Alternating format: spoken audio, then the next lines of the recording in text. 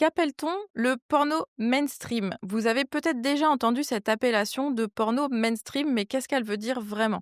Le porno mainstream, c'est le porno de masse. C'est le porno qu'on va trouver en plus grande quantité sur internet, sur les tubes et qui va être produit le plus facilement et le plus, régulièrement par les studios de production.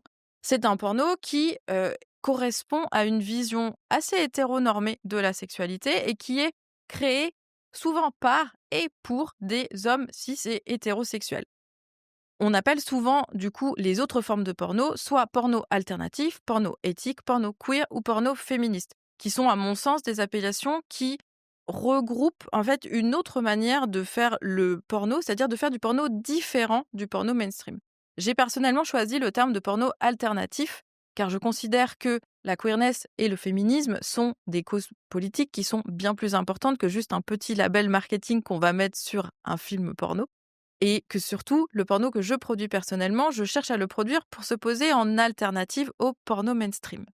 Donc, qu'est-ce que le porno alternatif? C'est un porno qui va essayer de justement s'éloigner de ces normes hétéros, des clichés qui sont classiques dans le porno mainstream. C'est un porno qui va essayer de montrer la femme comme sujet de désir et non comme objet de désir, qui va peut-être mettre le plaisir féminin plus en avant, qui va peut-être montrer des corps différents, des corps qui s'éloignent d'une certaine norme standardisée de beauté, des corps non blancs, des corps non valides, des corps non minces et toute une myriade en fait de représentations de genre également qui vont être très différentes de l'hétéronorme. Vous allez peut-être pouvoir retrouver, des personnes queer, des personnes trans, des personnes gender fluid, des personnes non binaires qui sont assez peu représentées finalement dans le porno mainstream.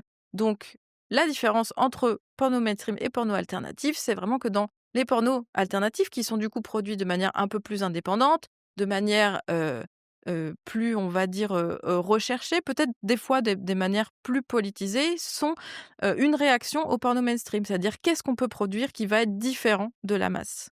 C'est aussi pour ça qu'on appelle parfois le porno éthique, féministe, queer, alternatif, le post-porn.